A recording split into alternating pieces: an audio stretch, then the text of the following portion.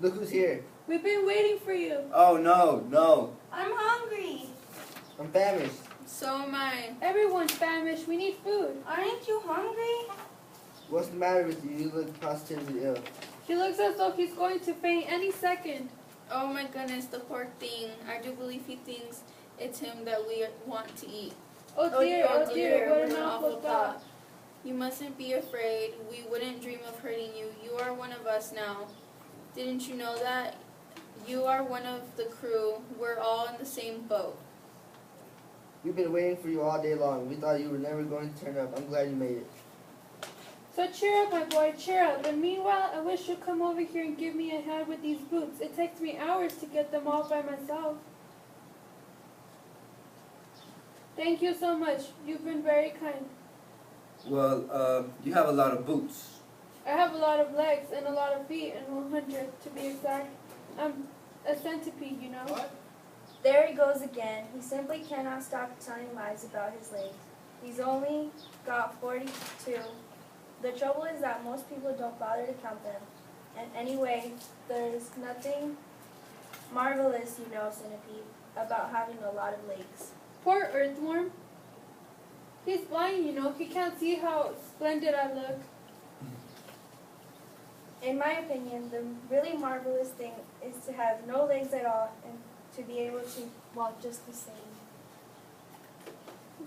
You call that walking? You slither, that's all you are. You slither along. I glide. You're a slimy beast. I am not a slimy beast. I am a useful and much-loved creature. Ask any gardener you like. And as for you? I'm a pest. He is so proud of that. Though for the life of me, I cannot understand why. Oh, please excuse me. My name is Ladybird. Pleased to meet. I am the only pest in this room unless you count old Green Grasshopper over there, but he's too old to be a pest anymore. Young fellow, I'm a grasshopper who is rather old, but not a pest. I am a musician. Well said, old green grasshopper. In case you haven't guessed by now, my name is Spider. Your name is James. James, isn't it? Yes. Well, James, have you ever in your life seen such a marvelous, colossal centipede as me? I certainly haven't. How on earth did you get like that?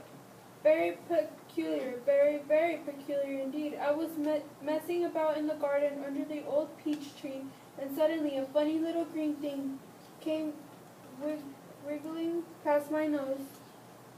Oh, but I know what that was. It happened to me too. And me, suddenly there were little green things everywhere. The soil was full of them.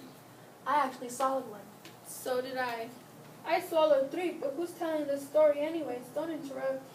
Not now, Centipede. Why don't you go to the top and get started? What's going on? In case you don't know it, we are about to depart from the top of this ghastly hill that we've all been living on for so long. We are all about to roll away inside of this great, big, beautiful peach to a land Of what? Never you mind, but nothing be worse than this desolate hilltop and those 2 repulsive aunts of yours. Here, here, here, here. You may not have noticed, but the whole garden, even before it reaches the steep edge of the hill, happens to be on a steep slope.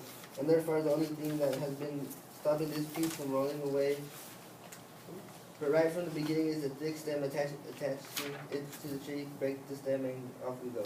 I've done it. We're off. The journey begins. And who knows where it will end. If you have anything to do with it, it can only mean trouble.